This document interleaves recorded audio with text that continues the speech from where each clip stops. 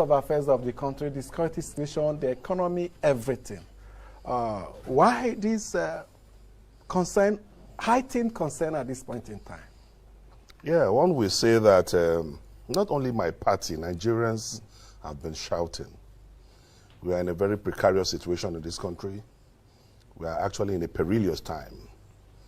We've never seen what we're seeing in this country before now. Every facet of our national life is sick. From insecurity to the economy, to breakdown of infrastructure. And this completely has been threatening the very foundation of our beloved country. If you look at what is happening in this country today, at the end of the day, you will just know that it's failure of leadership. And at times, you look at it, failure of leadership at all levels, because once the head is rotting, the entire body is destroyed. The country is not only sick, but equally suffers from what I call a dreadful congenital abnormality. What does that mean? It means the country is suffering from a problem that is irrevocably not only contagious, but there's a possibility that there will be no redemption. Is this real or imagined? It's very, very real. As I speak with you, a few days ago, we had 400 Northerners were arrested in Abia at about 3 a.m. in the morning, moving in 35 buses. The implication of that is that information gathering in this country is dead. Because how will they move all the way from up north only to be arrested or accosted in the southern part of the country? Is it in Abia or in Ondo State? Abia. There's an incident. There's another one in Ondo State. Another one happened in Ondo State. So what we are saying is that we are in a very, very precarious situation, and all this boiled down to failure of leadership. And the body language of Mr. President, the body language of this government also is not encouraging. Because government, this particular government, have the strength, but they do not have the will. They do not have the spiritual will, they do not have the moral will, they do not have the political will to be decisive and take action. For example, why Nigerians are disenchanted, why this problem may not see the light of the day, is because since March last year till this minute, our government is being run on Zoom. Federal Executive Council, back to back, over 1 year, is on Zoom. Is it not in the light of the present realities, the new normal? It is not normal. Why are we holding the Federal Executive Council on Zoom?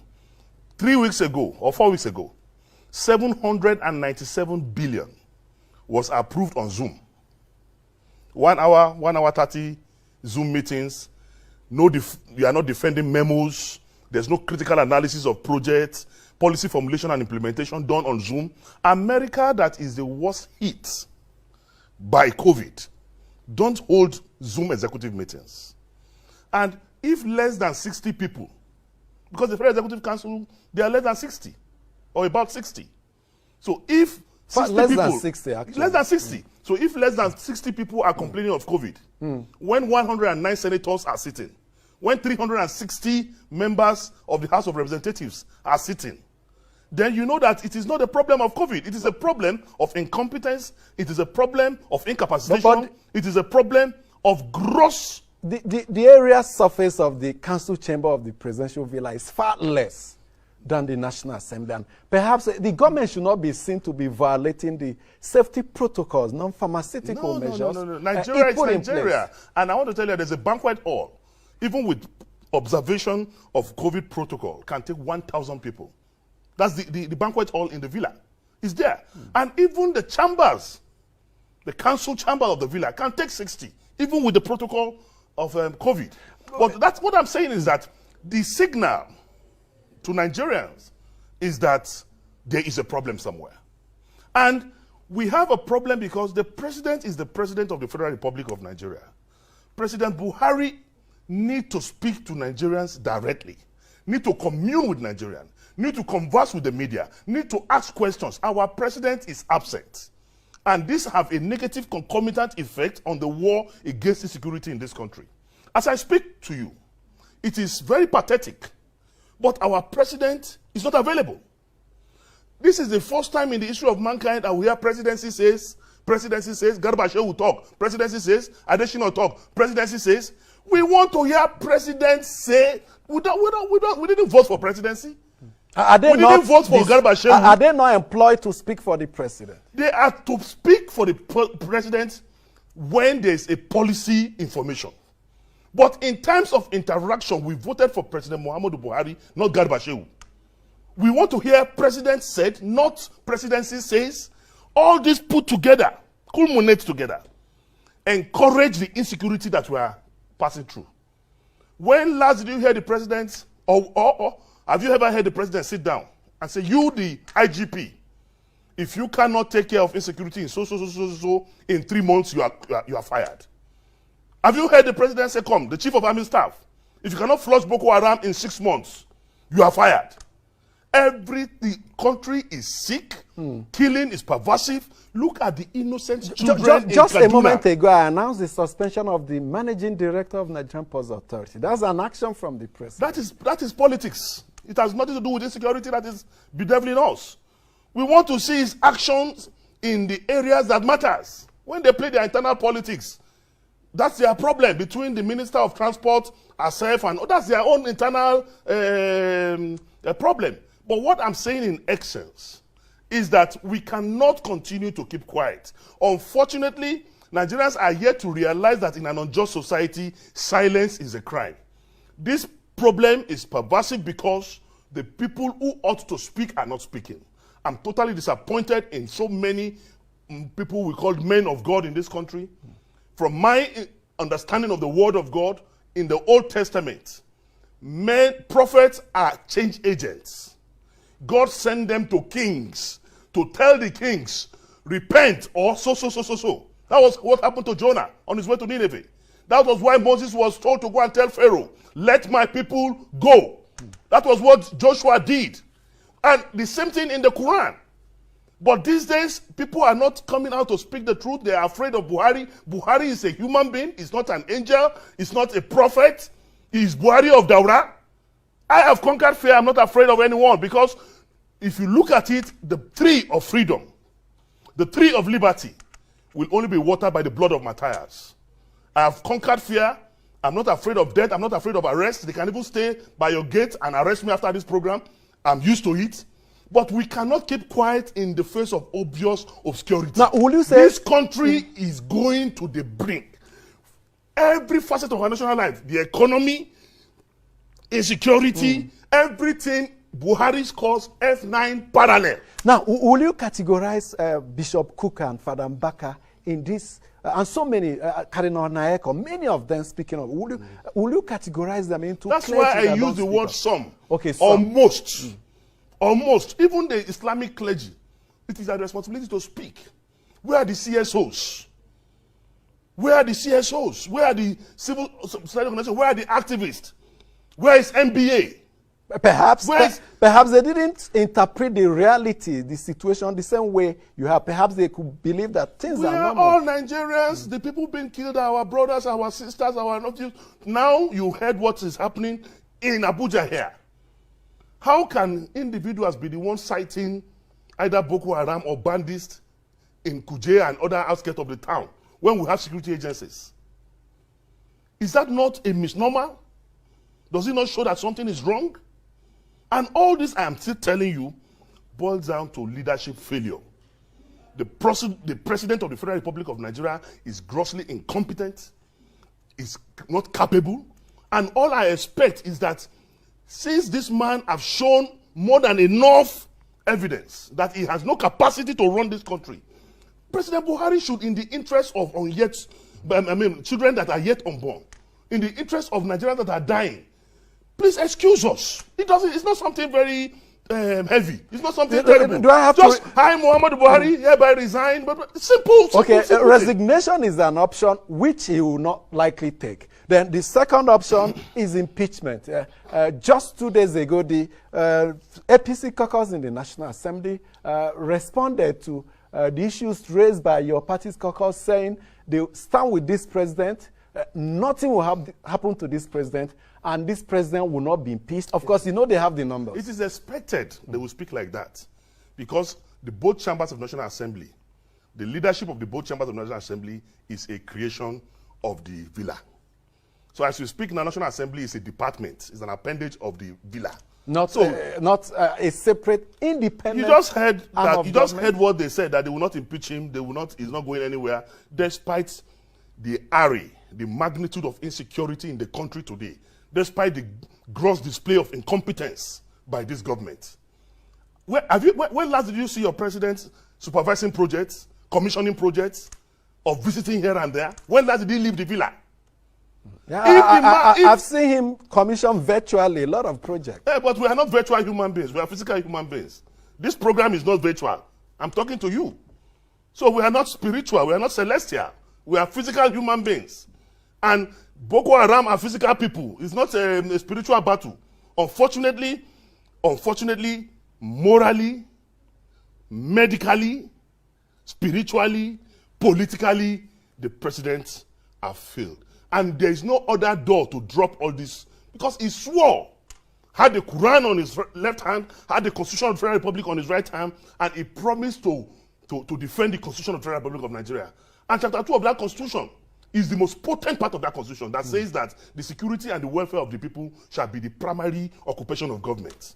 You raised some issues about our foreign debt, that our national debt, I moved from about 10 trillion when PDP was in power to almost 33 trillion. And your party is concerned that if we don't put an end, in fact, part of your demand is that we should stop forthwith further borrowings. APC is what Yoruba people call Omoni Nokuno.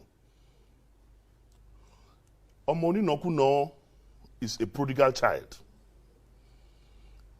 With the level of debt they are accumulating, we are in a catastrophic situation in this country. And they have not stopped borrowing. But the worst is that if you are borrowing for development, if you are borrowing for infrastructural growth, we can understand. But they are borrowing for consumption. They are borrowing for recurrent. Only an irresponsible father will take a loan to buy champagne. And that is what we are doing in this country. We are in a very champagne? Very dangerous. I've not seen any of that. I'm speaking is a figure of speech. Okay, I'm saying that we are borrowing for consumption. Okay. Show me all these borrowings all over the years. What tangible thing have come out of it?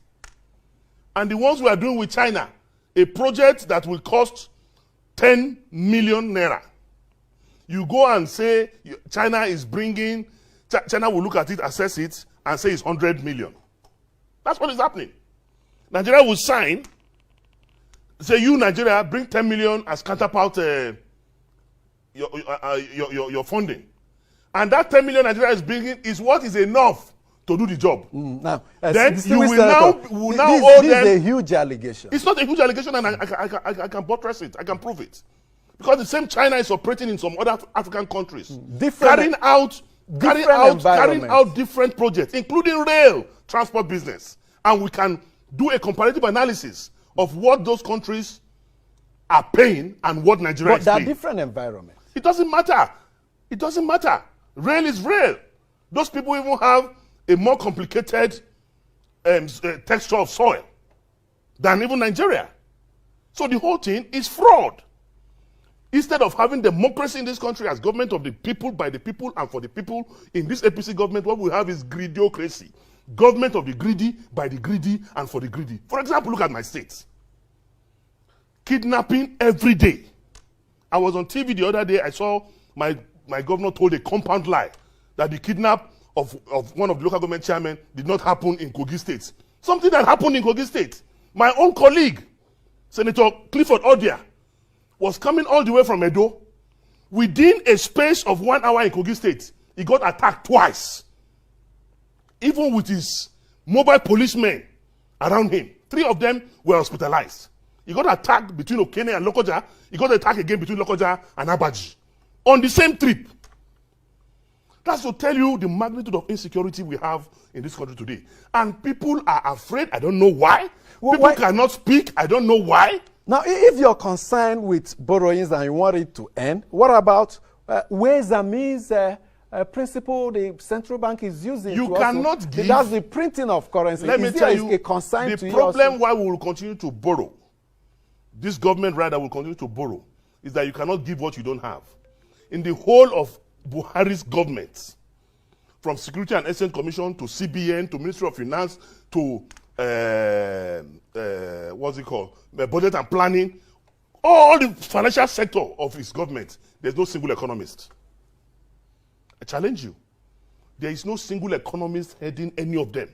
The head of budget office? I'm saying that there is no single. I'm talking on a live TV, and I am open to reaction. We'll find out. I'm telling you that there is no single economist. Once you give carpentry job to a tailor, he will not perform. I mentioned Akabweze, the head of budget office. I'm talking of management of the economic structures of the country. The budget office is critical to it. That is not answerable to a minister. It's answerable to a minister. I'm talking of the man whose box top on the table. Who verified that? Verify that. Who verified the status or the academic background of the Minister of Finance? Go and confirm. Confirm. There's no economist among them. Okay. And automatically, you cannot expect miracles to happen when you are operating a government of Zoom. Okay. By Zoom and for Zoom. Let's take a break. When we come, Zainab Ahmed, she read accountancy. Is there a link between them? Can't accountant function as economists? No, at all. Accounting is just credit and debit. Economists deals with development of mankind, and it deals with macro and micro of the economics. So it deals with developmental pattern and policy formulation and implementation for an economy. Okay. What we need in this country. We are trying to get the profile of the head of budget office, which is also critical to. You may have to wait till after. You may have to search till after rapture. When I said there is no single economist in this government, I meant what I said. But even the National Economic Council is being chaired by a lawyer.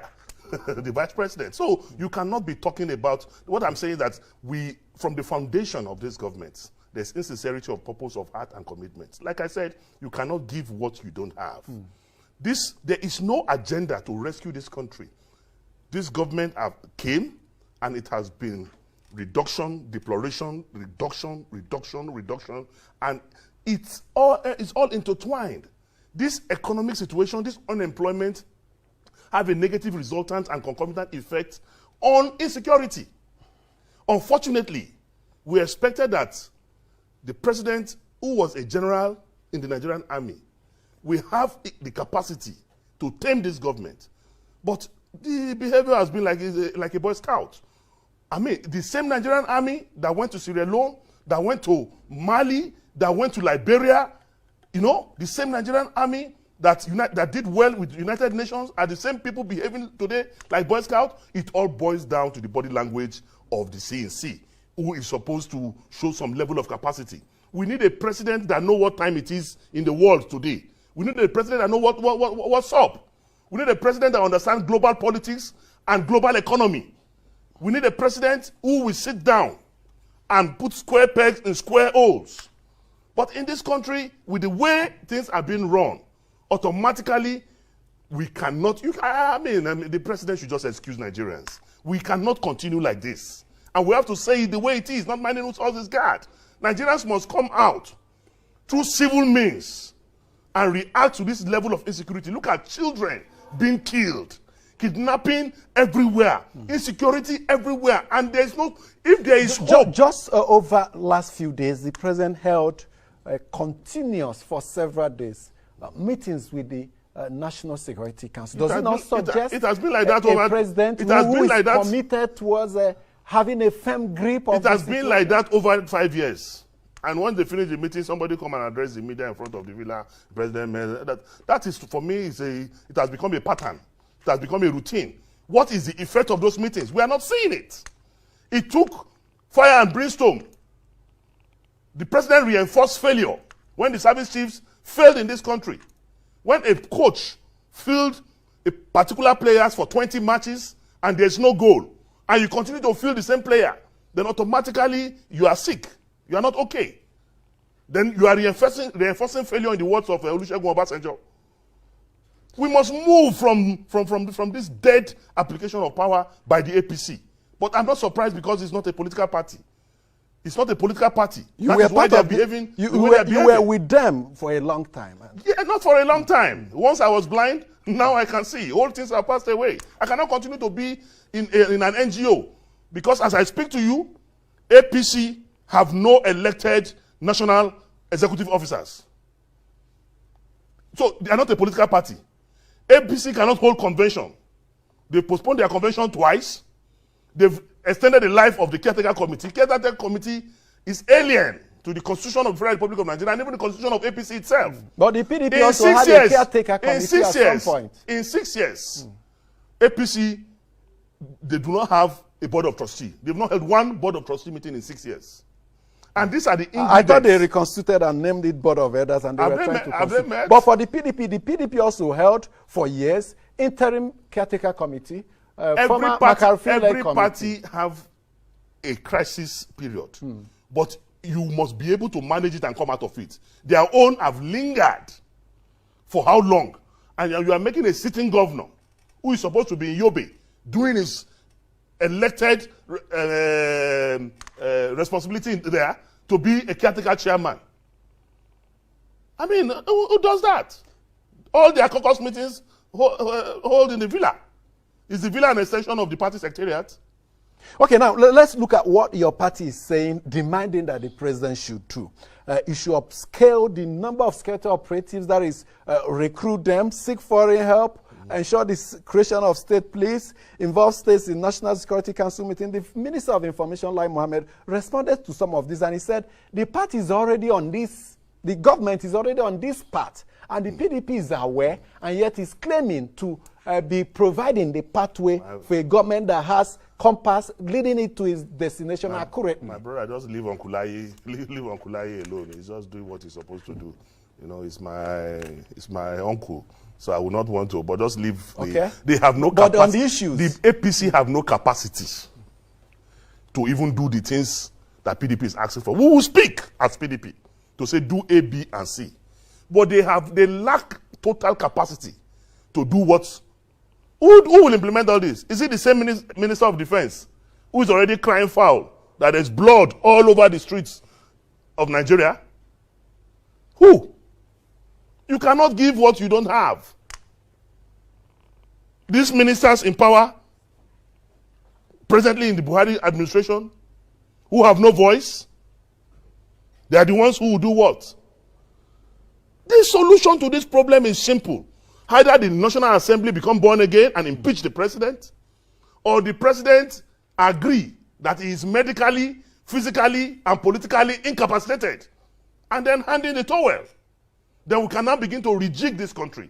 We can now begin to work on the security architecture of this country. We can now begin to say, okay, let's even hold a national conference or something to create a way for us to get out of this insecurity problem. You're talking of national conference, and the presidency said some people are planning some conference where vote of no confidence will be passed on the president and cause social upheaval and link to the overthrow of the government. We don't need a conference to pass vote of no confidence. I'm in AIT here. I'm passing a vote of no confidence on Muhammadu Buhari, President of the Federal Republic of Nigeria.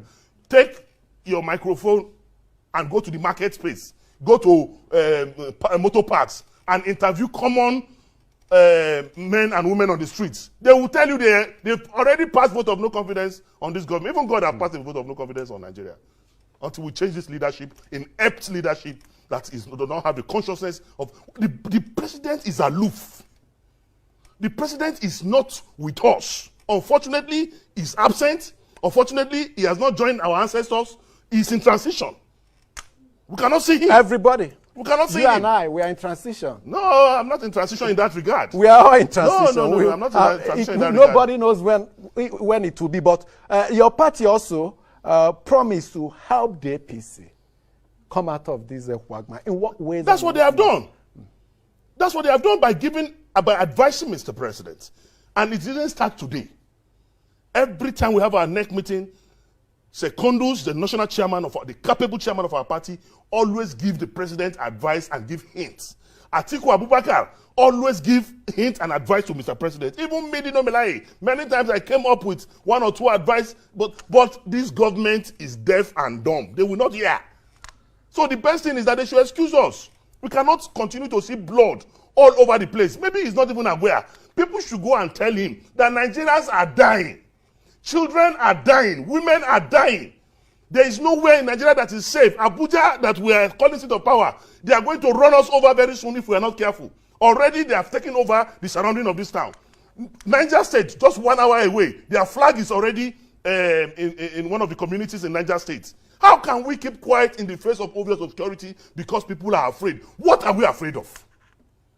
When death is inevitable, it's better some of us die to lay the sacrifice for the redemption of this country from these economic cankerworms and financial scavengers. We cannot continue to keep quiet like this. It's not possible. Nigerians must wake up from their slumber, must come out of their cocoon.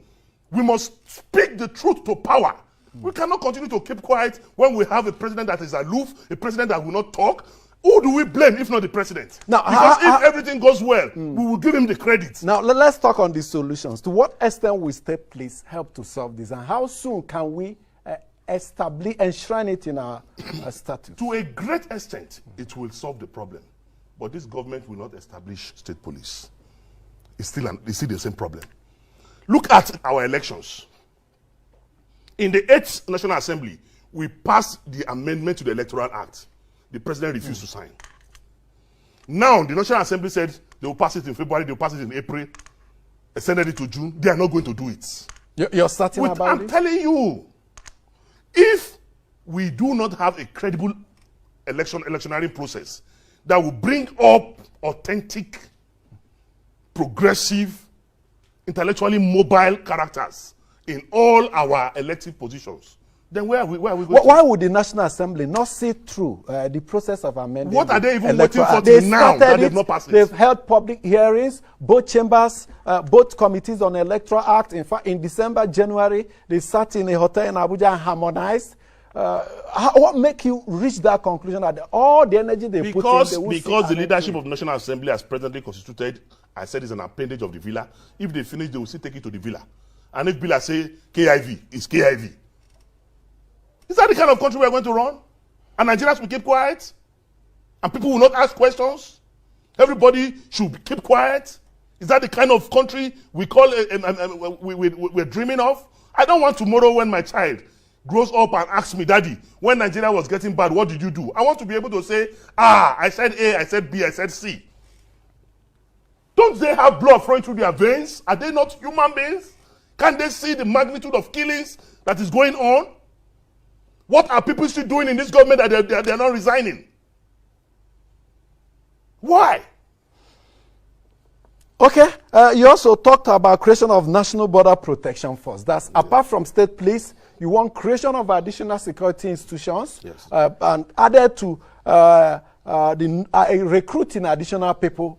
When we have the numbers, you think it will help to indeed lift up the security situation? It is known that we are under-policed in this country, and there's inadequate protection from the security agencies. So an additional provision of such security outfits will help us. The area that I thought the president was coming to fight was corruption. But corruption has been redefined in this government. This government have looted like no other government have looted in the history of this country. That's another allegation. It's not an allegation. It's not an allegation. We only qualify that after a competent court had declared so. Which court in Nigeria? Which court in Nigeria? We still have to rely on the courts.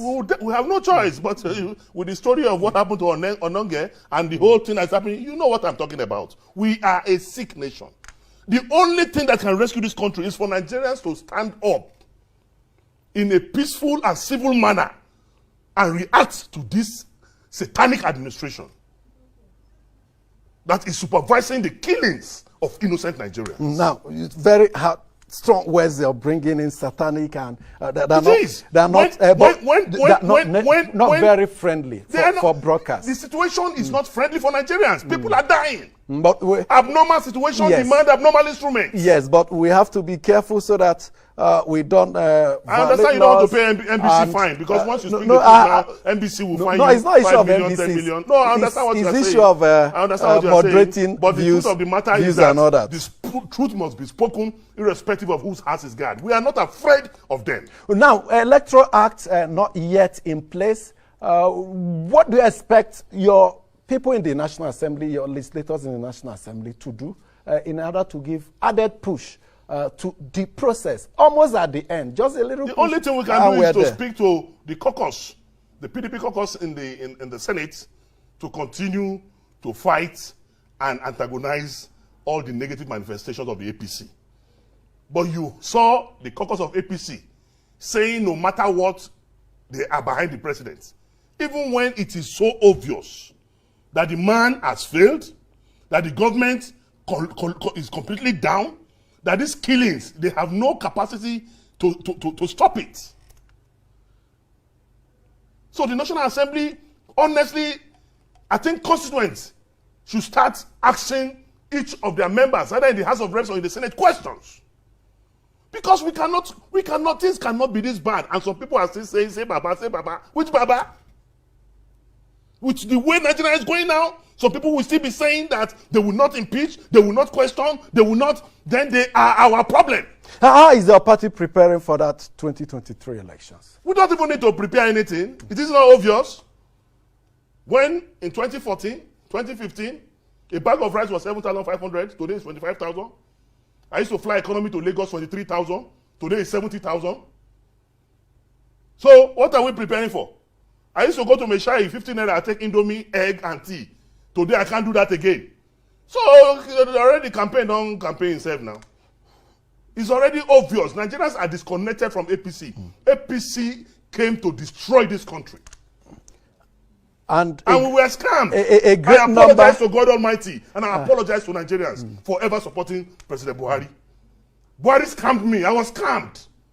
Is it? No, now, that Buhari scammed me, that's another strong whether you voluntarily. I was the MC of his campaign in all the 36 states. A voluntary action. All the 36 states of this federation. Because I respected the words of an elder that I am going to stop corruption. Was a voluntary. I am going to stop corruption. It was based on a promise he made. Did you take the action when you in your younger days? How do you mean? I mean, when you were quite young. What was it now? Are you regretting now that you have matured and all that? It's not a matter of maturity.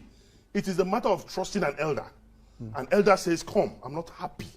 And where he got me was when he wept. So that's why I'm not perturbed with Smart Adeyemi's crying. Because crying is now a strategy to get people to believe what you are trying to sell. When Buhari cried, I said, hey, chai, see Baba, see old man, they cry. This man must mean well for this country. And when they tried to assassinate him, and the way he said he's a general, he can tame insecurity, the issue of Boko Haram and the missing girls at that time, I believed him. Not knowing that I was scammed. Why I asked whether it was while you were young and you were a teenager, because the Minister of Communications and Digital Technology renounced some of his beliefs and said and statements he did it when he was quite young. Is that the same with you? Anybody who is 14 and above is conscious of his pronouncement and what he's doing. And this one I'm talking about 5 years ago. I cannot be a teenager 5 years or 6 years ago. I'm saying that I was scammed because I was led to believe that this man meant well for this country and he has the capacity and capability to carry us out of the woods. That doesn't sound scam. You were convinced.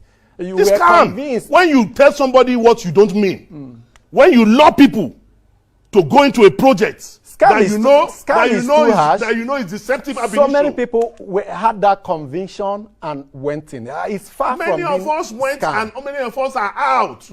If we were, I'm repeating again that we were scammed. It's one of the greatest con that came out of Africa. But we believe you had that conviction as a full adult, just like 6 years or so ago. But like you said, you have the right to change your mind, and you have done it. We have to thank you so much, Senator Dino May, for coming up in strong defense of your party's position as far as the state of the PDP is the country. way. In this country, PDP is the truth. Thank you. Nigerians should support us to take over power in 2023 and You're correct and ameliorate. You're campaigning ahead of the time. No, I'm not campaigning. I'm Save only it saying for that that time. let's leave That is it for the today. NGO. Thank you. We'll come back on Monday with another edition. Keep a day with us. My name is Amechi Anapua. Have a good weekend.